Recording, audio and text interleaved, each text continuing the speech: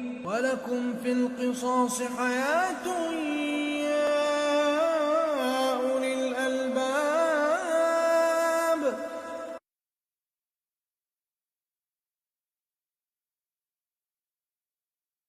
الرحمن الرحيم. taariikhdu maanta waa 17 bishii 11 2020 maxkamadda ciidamada Jubbaland maanta waxay fulinaysaa qisaas hadda ka hor ay ku xukuntay eedaysane Yuusuf Cabdille Ismaaciil oo dilay marxuum Cabdicasiis Axmed Iimaan taariikhdu markay ahayd 30 bishii 8 2020 kaas oo loo fulinayo qisaasi marxuum Cabdicasiis.